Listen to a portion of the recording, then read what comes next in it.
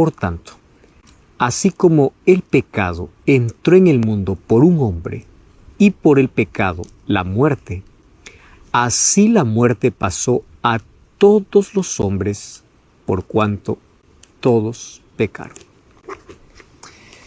¿Sabes que desde que el pecado entró en el mundo, la muerte pasó a ser una realidad universal para toda la humanidad? Todos estamos expuestos a ella. Llega cuando menos lo esperamos. Y aquí la declaración es muy clara. Todos somos pecadores y todos caminamos para la muerte. Al ser humano le cuesta entender y aceptar la muerte como parte de la vida.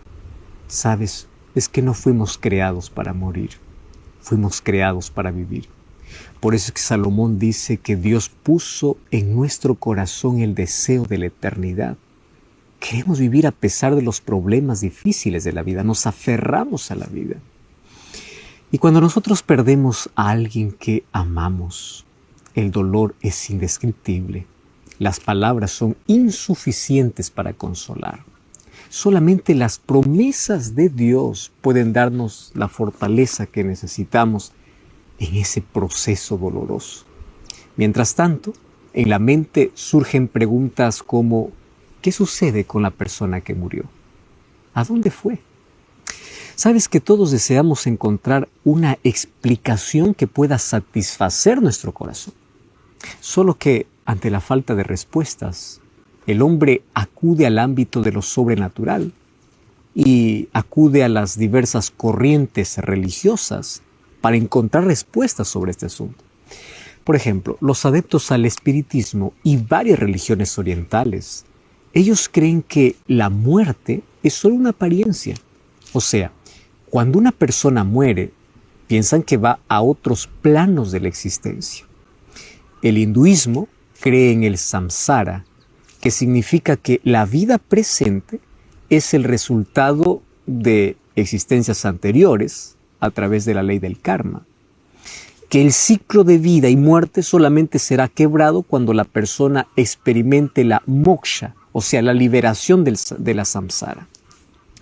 Entre los judíos, la creencia de la resurrección es fuerte, aunque algunos también creen en la reencarnación.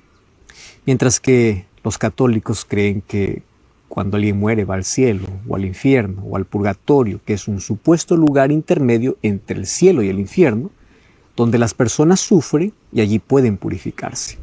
Y bueno, allí va a depender de tus obras para que vayas a ese lugar. La mayoría de iglesias protestantes creen que los salvados van al cielo inmediatamente después de la muerte y que los malos serán quemados eternamente en el infierno después del regreso de Cristo. Tantas ideas, tantas opiniones, tantos argumentos. Sin embargo, de acuerdo a la Biblia, los muertos están en un estado de inconsciencia, en la sepultura, hasta que Dios los resucite. Ellos no saben nada, no piensan nada, no hacen nada. Por eso es que la Biblia compara a la muerte como un sueño. Sin embargo, las personas quedan confundidas, porque en lugar de buscar respuestas en la Biblia, buscan en otras fuentes. Y claro que Satanás, que es el padre de la mentira, él crea confusión y lleva al ser humano a hacerle pensar todo lo contrario a lo que dicen las Sagradas Escrituras. Ahora, presta atención a lo siguiente. Hoy en día existen diversas respuestas en relación a lo que sucede cuando una persona muere. Ya te mencionamos algunas, solo por resumir. Algunos piensan así: el alma deja el cuerpo y va directamente a la presencia de Dios para ser juzgada. Otros dicen así: las almas de los creyentes pasan inmediatamente a la gloria, mientras que sus cuerpos quedaron allí en la sepultura. Los salvados van al cielo y pues los perdidos quedan en el infierno, allí vivos y conscientes, donde son atormentados y torturados todos los días. Otros dicen, pues cuando mueres te reencarnas y vives en otro cuerpo. Si te das cuenta, todas estas creencias tienen algo en común: inmortalidad del alma. Y sabes que este fue el primer sermón del diablo en el jardín del Edén. Él contradijo a la palabra que Dios había dicho en el Edén. En Génesis 2:16 Dios había prohibido: el día que comieres del fruto prohibido vas a morir, dice Génesis 2:17. Pero el diablo, en Génesis 3:4 registra que le dijo: no moriréis. Es decir, aunque vayas a la sepultura seguirás vivo. Algo de ti continuará vivo. Jamás morirás. Eso es la mentira del diablo. De allí sale el concepto de que cuando el ser humano va a la sepultura, pues sale el alma. Y sale del cuerpo, que va a ir a vivir a otro lugar, va a otro plano de existencia. Veamos bíblicamente qué significa alma. ¿Sabes que en hebreo, que es el idioma original en el cual la Biblia se escribió junto con el arameo y el griego, la palabra alma en hebreo es nefesh? Aparece 755 veces en el Antiguo Testamento. En griego la palabra alma es psiche. Ahora, en el idioma original, alma, ¿sabes qué significa? Vida, persona, criatura o mente. Pero jamás una parte independiente del cuerpo humano. Ahora, ¿por qué necesitamos ir al idioma original para tener una mejor explicación de ciertas palabras? Aquellos que conocen más de un idioma saben que al momento de traducir una palabra de un idioma para otro, la palabra puede perder su fuerza, es más, o puede tener otros significados. Déjame colocarte un ejemplo muy simple, muy práctico. En español, la palabra exquisito puede significar delicioso, agradable. Yo puedo decir: hoy fui a almorzar, el almuerzo de hoy estuvo exquisito. Todos los que hablan español pues me van a entender de que me gustó muchísimo. Sin embargo, la misma palabra exquisito en portugués significa extraño. Si yo uso la misma palabra, pero para las personas que hablan portugués van a entender que lo que yo comí no estuvo bueno, que no me gustó, que fue extraño. Fíjate una cosa, para unos una palabra puede alegrarlo y para otros la misma palabra puede entristecerlo. Porque va a depender del contexto, va a depender del idioma en el cual se diga la palabra. Ahora, ¿por qué te estoy diciendo todo esto? La Biblia fue escrita en hebreo, arameo y griego. No fue escrita en español. Entonces, cuando leemos la Biblia, tenemos que entender cuál era el pensamiento hebreo. Tenemos que ir al idioma original para poder encontrar su verdadero significado. Porque hay muchas palabras que pueden ser entendidas en nuestra cultura, en nuestro pensamiento occidental, en nuestras creencias. Entonces, la misma palabra que en el oriente significa una cosa, en el occidente puede tener otro significado. Por eso es que hay mucha confusión con la palabra alma, con la palabra infierno, porque significa diferente a lo que pensamos. La palabra alma entonces significa vida, persona, criatura o mente. Entonces, cuando yo leo en la Biblia la palabra alma, la Biblia no me está diciendo que es algo que sale del cuerpo. Eso es una mente occidental, contaminado por la filosofía griega. Cuando tú entiendes esto, entonces desaparece la confusión con muchos textos que muchos allí toman para poder fundamentar la inmortalidad del alma. Por ejemplo, Mateo 10:28. Jesús dice: no temáis a los que matan el cuerpo, mas el alma no pueden matar. Temed más bien a aquel que puede destruir el alma y el cuerpo en el infierno. Alguien dice: ya ven, aquí el alma es una cosa, el cuerpo es otra cosa. Alma aquí significa vida. Lo que Jesús está diciendo es así: tú no debes temer a los que matan el cuerpo, pero no pueden quitarte la vida. ¿De qué vida está hablando? Vida eterna.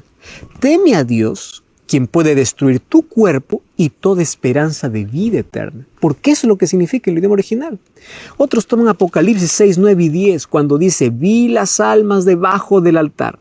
Mira, en Apocalipsis encontramos muchos elementos simbólicos por ser un libro profético. Por ejemplo, allí aparece la muerte cabalgando en un caballo y el Hades le seguía. Tú no puedes tomar esto de manera literal. Claro que esto es simbólico. Ahora, ¿qué significan las almas debajo del altar? En el Antiguo Testamento, el altar era el lugar donde se ofrecían sacrificios y la sangre se derramaba al pie del altar. Estas almas de Apocalipsis representan las vidas de los mártires. Esa sangre que clama son esas vidas que claman simbólicamente. Recuerda que en Génesis 4, 9 y 10, Dios le dice a Caín, la sangre de tu hermano clama. ¿Eso era literal o era simbólico? Claro que era un lenguaje simbólico, porque la sangre no puede clamar. Ese mismo simbolismo se usa en Apocalipsis. Cuando encuentras aquí términos como le salió el alma, está diciendo, le salió la vida, acabó de morir. Cuando hay otros textos que mencionan que dice, y volvió el alma, pues volvió la vida, porque eso es lo que significa alma, persona, vida o mente. Por eso el apóstol Pablo, 1 Tesalonicenses capítulo 5, versículo 23, él dice que el mismo Dios os santifique, espíritu, alma y cuerpo. O sea, que tú puedas ser santificado completamente. Aquí alma se refiere a ¿qué? A mente, a todos los aspectos de la vida, físicamente, mentalmente y espiritualmente. O sea, la santificación es completa, incluyendo tus sentimientos, incluyendo tus emociones. Ahora entiendes cómo muchos textos, cuando vamos al idioma original, vamos a entenderlo de manera diferente. Ahora, esta idea de que existe alma fuera del cuerpo no es bíblica, sino que en las culturas paganas antiguas ya se proclamaba. Tú sabes que los antiguos egipcios creían que el espíritu o alma de la persona continuaba viviendo después de la muerte, que continuaba teniendo los mismos gustos y las mismas necesidades de una persona viva.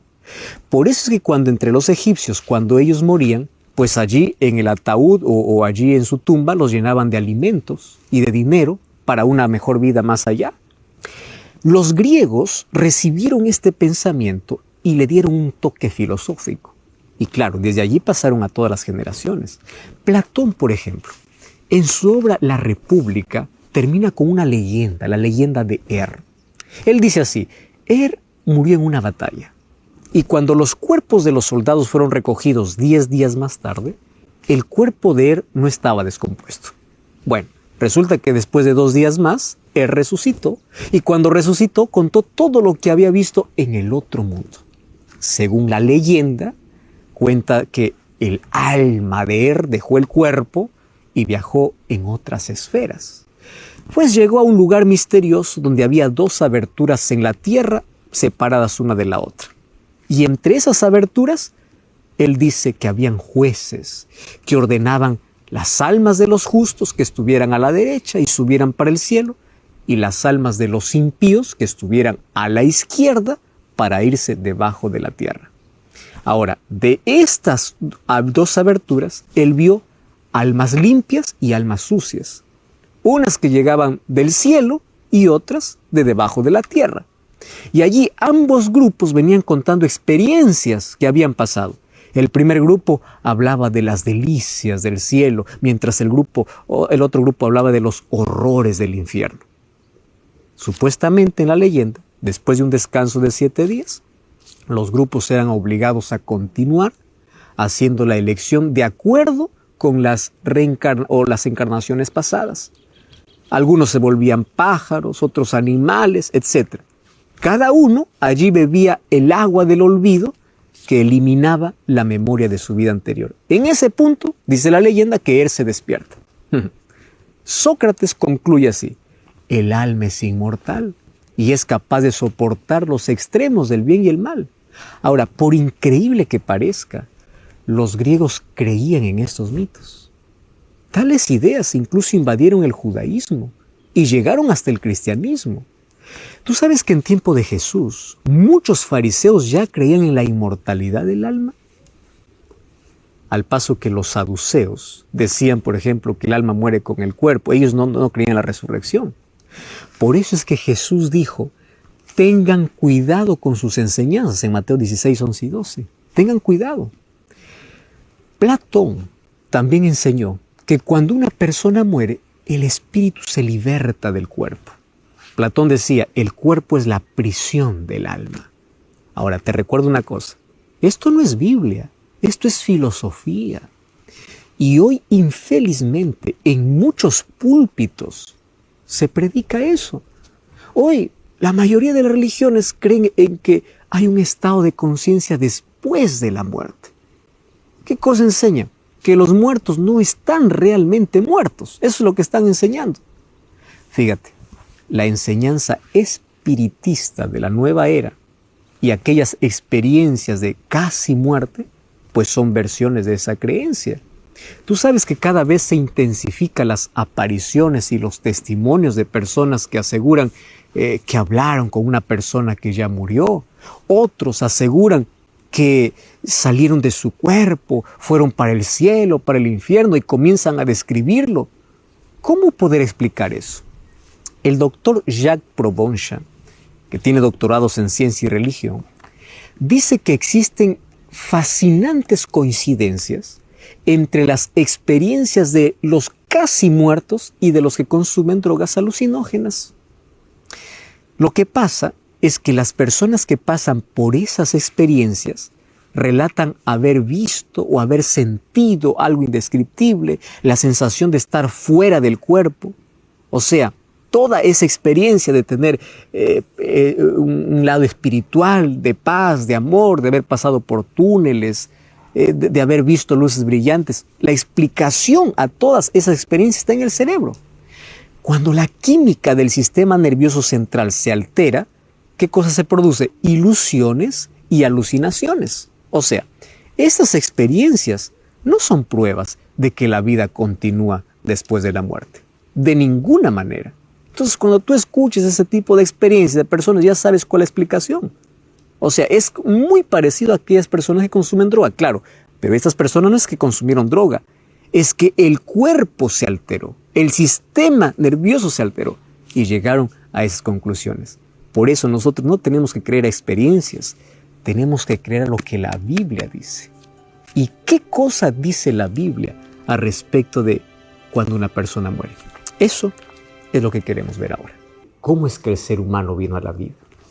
Génesis capítulo 2, versículo 7 dice: Entonces Dios formó al hombre del polvo de la tierra y sopló en su nariz aliento de vida, y fue el hombre un ser viviente.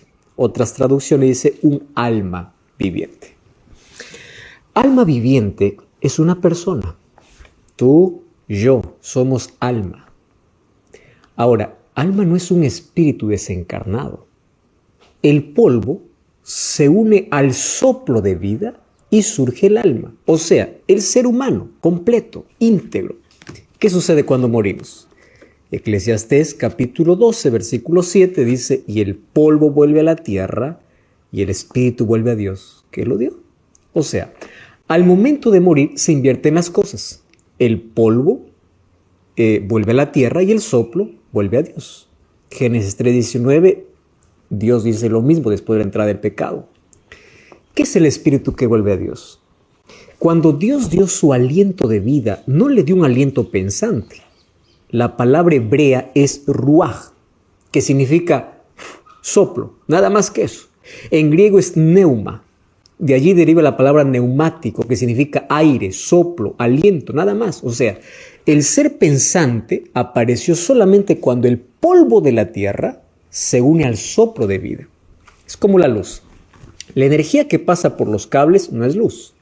La bombilla tampoco es luz, pero cuando la electricidad se une a los filamentos de la bombilla, entonces aparece la luz eléctrica. ¿Qué sucede entonces cuando se apaga la luz? La bombilla está ahí, la energía también está allí, pero cuando les separamos, la luz desaparece. Lo mismo ocurre con el ser humano. Entonces, no existe un espíritu vivo y pensante que sale del cuerpo después de la muerte.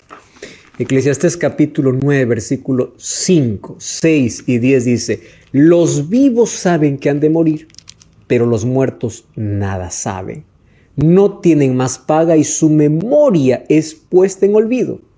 También su amor, su odio y su envidia acabaron. Nunca más tendrán parte debajo del sol. Por eso el versículo 10 dice: todo lo que te viniere a la mano para hacerlo, hazlo según tus fuerzas. Porque en el Seol, la sepultura, donde tú vas, no hay obra, no hay trabajo, no hay ciencia, no hay sabiduría, o sea, no hay nada.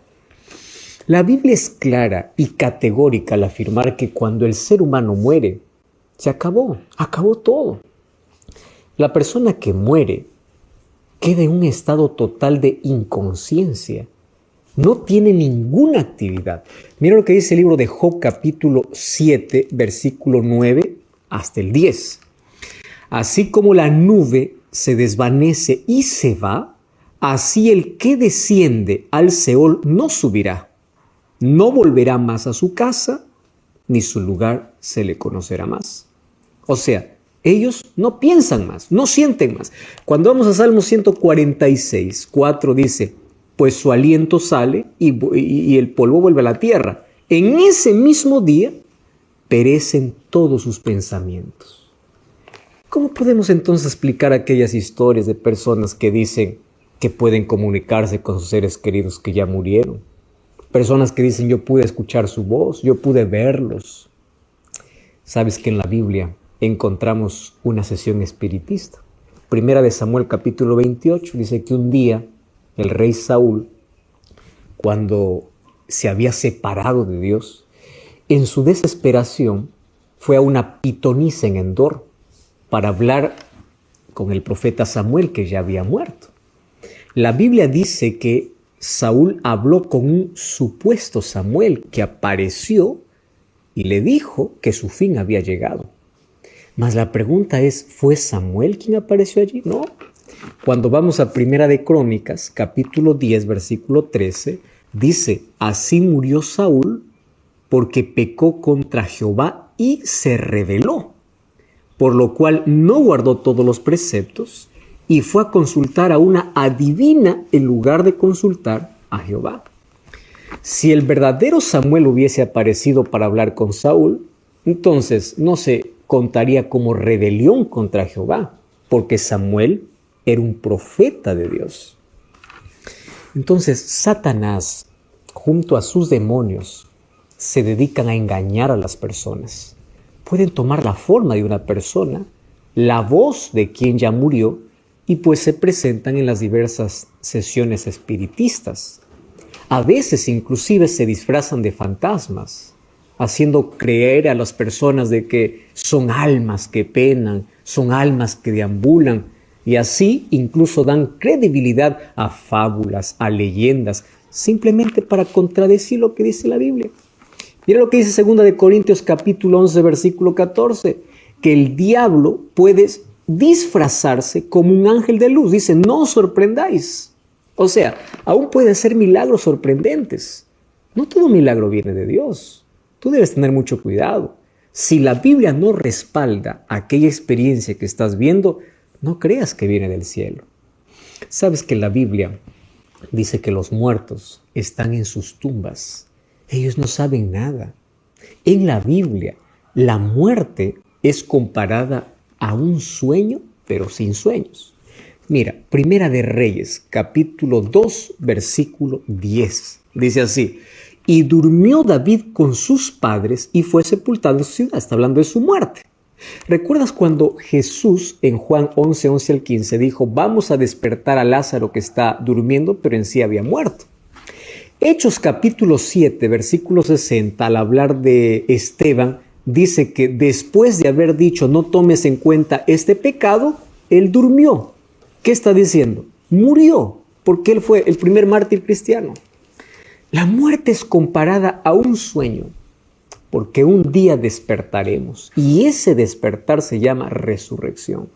Jesús dijo en Juan 5, 28 que todos los que están en las sepulturas resucitarán. Claro, algunos para vida eterna y otros para recibir la condenación en diferentes momentos. La Biblia en 1 Timoteo 6:16, 1 Timoteo 1:17 dice que solamente Dios es inmortal. La inmortalidad es un don de Dios, pero de manera condicional para el ser humano que acepta a Jesús. El ser humano se volverá inmortal cuando Jesús regrese, dice 1 Corintios capítulo 15, versículo 50. Hoy no. Había un hombre rico que se vestía de púrpura y lino fino y hacía cada día banquete con esplendidez. Había también un mendigo llamado Lázaro que estaba echado a la puerta y aquel estaba lleno de llagas. Y ansiaba saciarse de las migajas que caían de la mesa del rico, y aún los perros venían y lamían las llagas. Y aconteció que murió el mendigo y fue llevado por los ángeles al seno de Abraham. Murió también el rico y fue sepultado. En el Hades alzó sus ojos, estando en tormentos, y vio de lejos a Abraham y a Lázaro en su seno. Entonces él, dando voces, dijo: Padre Abraham, ten misericordia de mí. Envía a Lázaro que moje la punta de su dedo en agua y refresque mi lengua, porque estoy atormentado en esta llama. Pero Abraham le dijo: Hijo, acuérdate que recibiste bienes en tu vida, y Lázaro ahora recién está siendo consolado, y tú estás atormentado. Además, hay una gran cima puesta entre nosotros, de manera que los que quisieran pasar de allá a acá no pueden, ni de aquí para allá. Entonces le dijo: Te ruego pues, Padre, que envíes a la casa de mi padre un mensaje, porque tengo 5 hermanos, para que les testifique, a fin de que no vengan también a este lugar. Y Abraham le dijo: A Moisés y a los profetas tienen, óiganlos. Él entonces dijo: No, padre Abraham, pero si alguno fuere de ellos entre los muertos, se arrepentirán. Mas Abraham le dijo: Si no oyen a Moisés y a los profetas, tampoco se convencerán, aunque alguno se levante de los muertos. Sabes que muchas personas sustentan la idea de que cuando una persona muere, va al cielo, basándose justamente en esta parábola que Jesús contó. De paso, era una parábola conocida en ese tiempo, una historia conocida. En la parábola del rico y Lázaro, hay varios puntos que nosotros tenemos que comprender. Mira, en primer lugar, una doctrina no se basa en una parábola, porque las parábolas tenían un objetivo principal, y era mostrar una lección espiritual. Jesús contó varias parábolas que tenían que ver con el día a día de las personas o historias que las personas conocían. Esta es una historia conocida en su tiempo. Jesús tomó eso para dar una lección espiritual. Por ejemplo, la parábola del rey que invitó a las bodas de su hijo y nadie de los invitados fue. Esto no era un asunto real. Esto fue una historia creada. ¿Para qué? Para poder mostrar una lección espiritual. Sin embargo, si alguien quiere fundamentar su doctrina en parábolas, va a entrar en serios problemas. ¿Por qué razón? ¿Cómo fundamentaría el carácter de Dios tomando la parábola del juez injusto? ¿Te das cuenta? Qué peligroso es entrar allí. Veamos algunos detalles de esta parábola. En primer lugar, en esta historia, quien se salva no es por creer en Jesús, sino se salva porque vivió en la miseria. Y eso está en contra de la Biblia, porque la Biblia dice que la salvación no es porque lo pasaste mal aquí, ahora vas para el cielo. No, la salvación es por creer, no por la condición que viviste en la tierra. Número 2, ¿dónde queda el seno de Abraham? ¿De qué tamaño es ese seno para poder recibir a todos los que mueren en Cristo? Fíjate una cosa, si el seno de Abraham es el lugar a donde van los creyentes, entonces, ¿dónde fueron los que murieron antes que Abraham?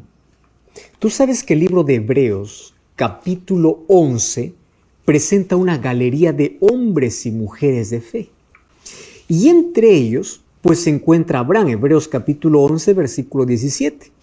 Sin embargo, el versículo 39 dice que ninguno de ellos recibió lo prometido. Es decir, ninguno fue al cielo, ninguno recibió la recompensa.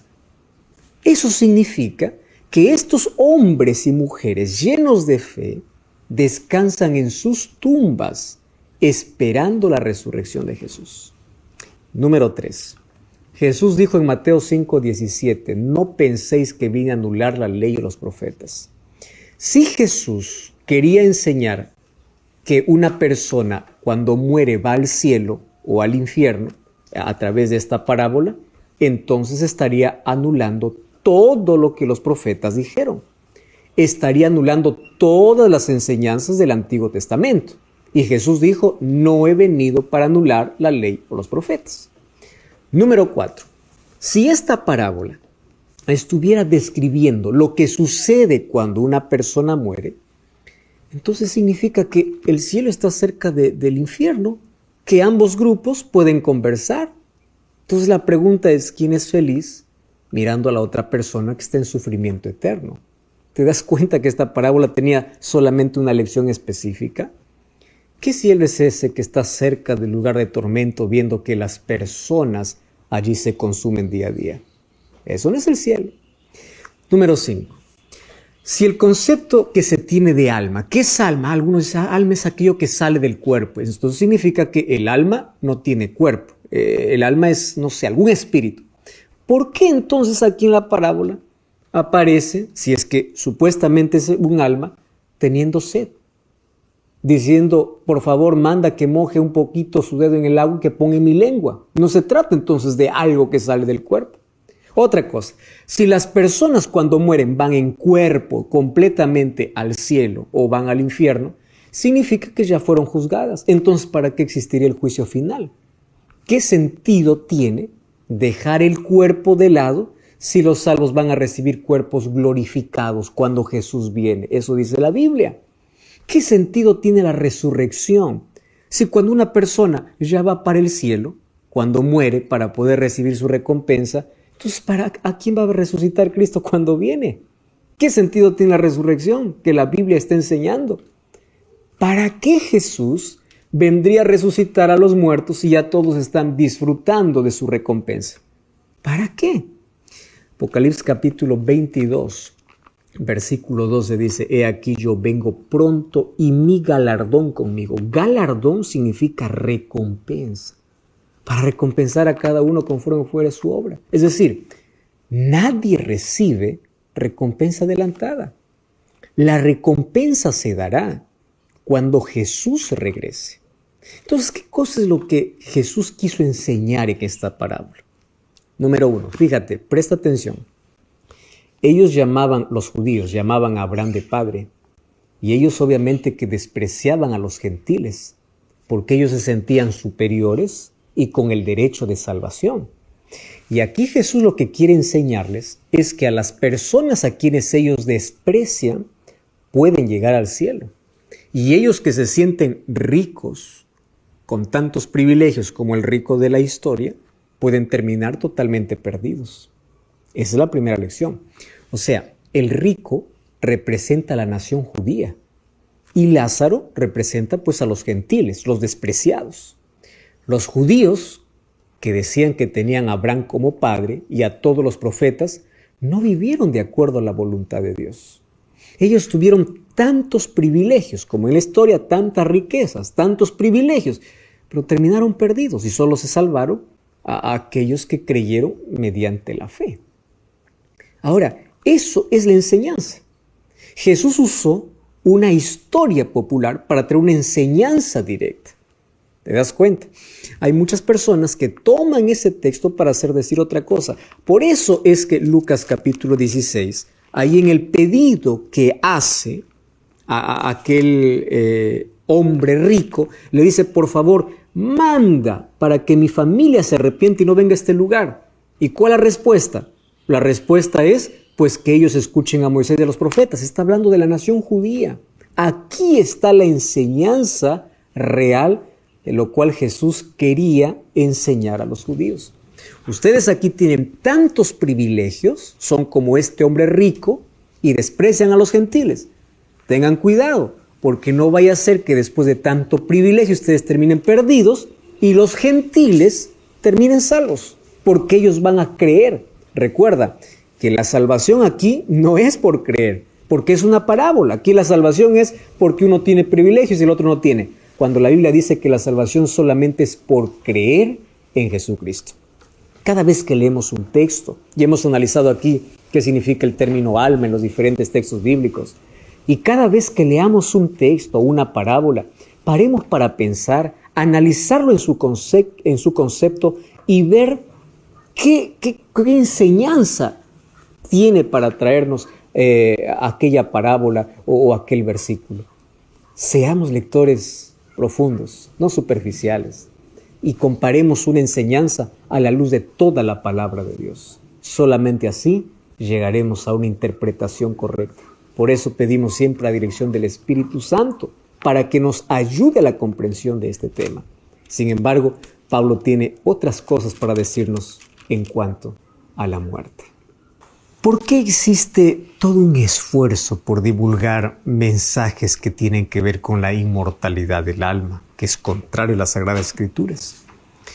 Por una razón, porque si el alma no muere, no hay por qué preocuparse tanto en esta vida. Si hacemos bien o mal, pues no hay problema, porque tienes otra posibilidad. Hay otras vidas, como algunos creen.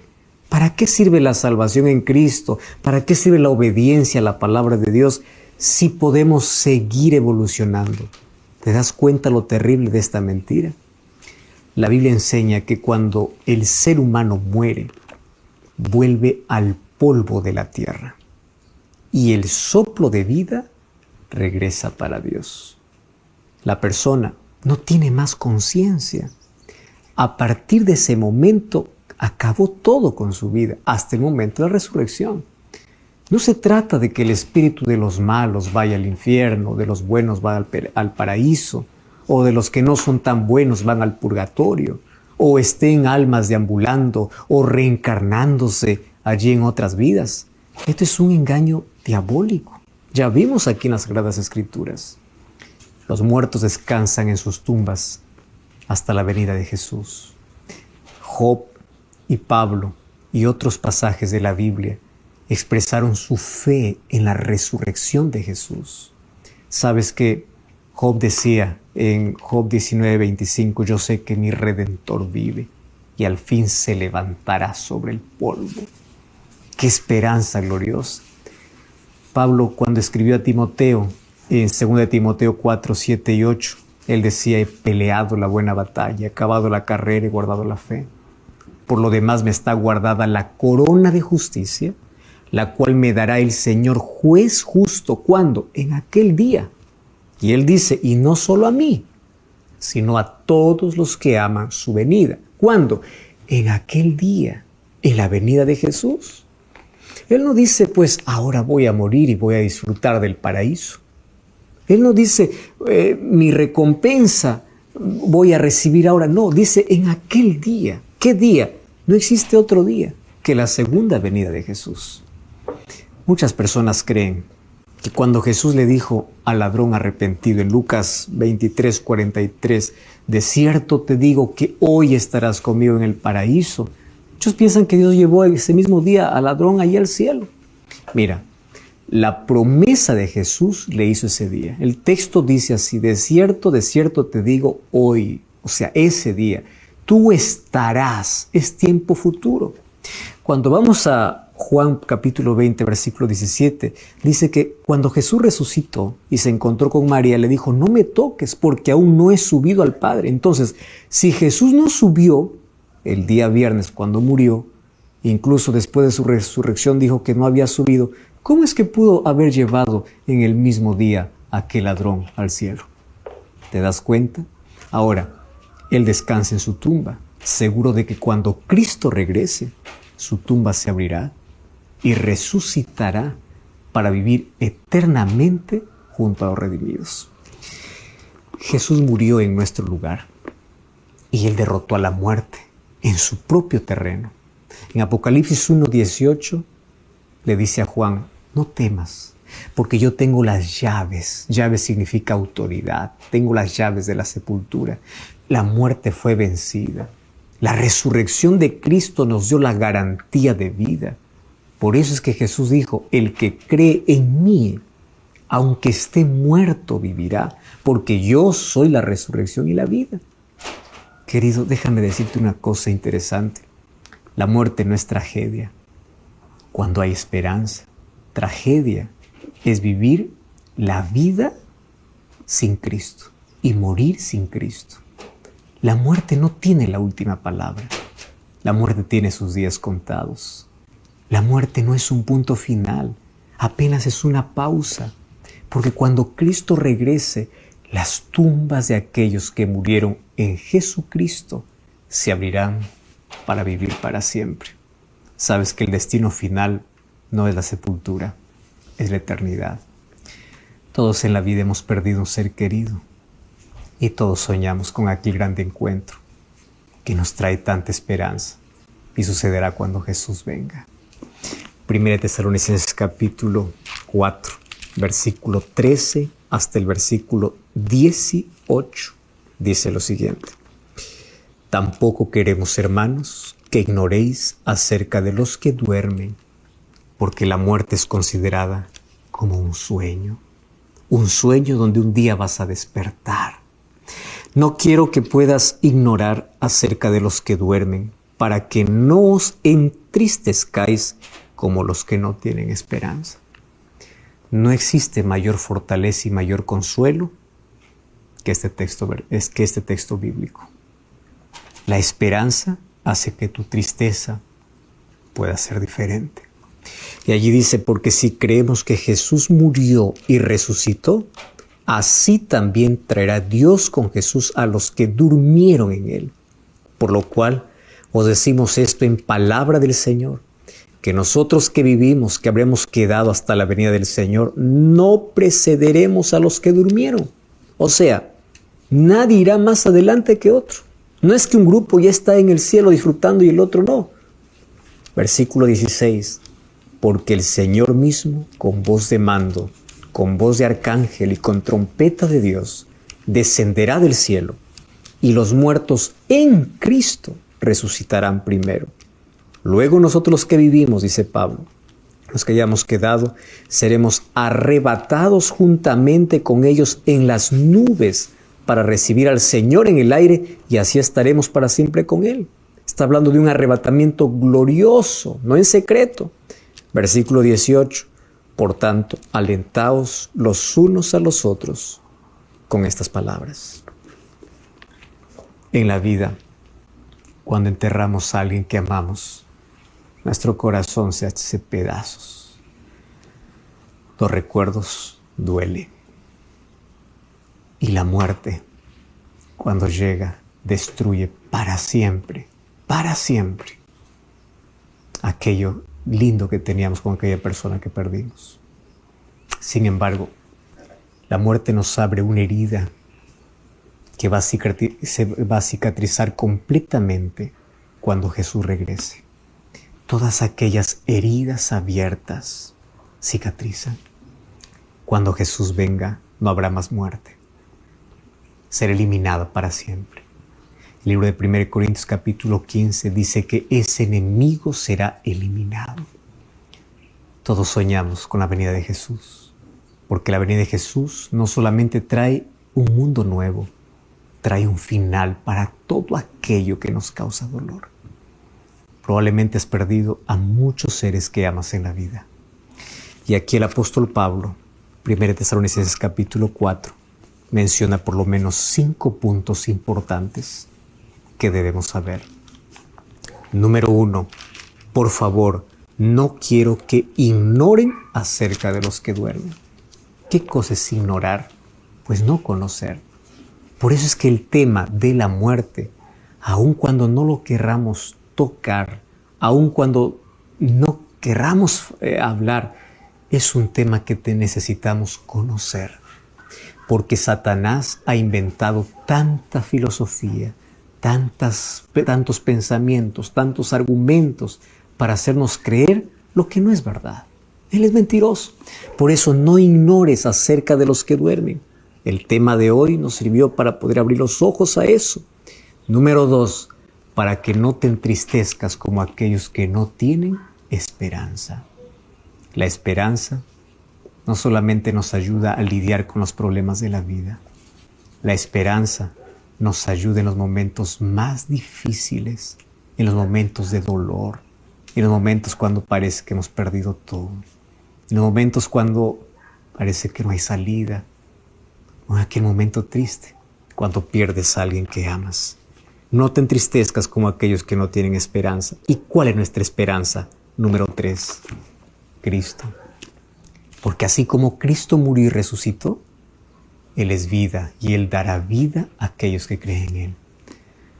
¿Sabes cuál es la lección importante aquí?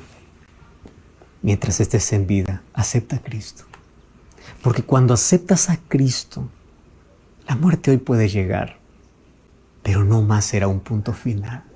Será apenas una coma, será una pausa hasta el momento que Jesús regrese. Y cuando Jesús regrese, las tumbas se abrirán. ¿Cuál es la garantía de que las tumbas se van a abrir de aquellos que creen en Jesús? Es que Cristo venció la muerte. Él tiene autoridad.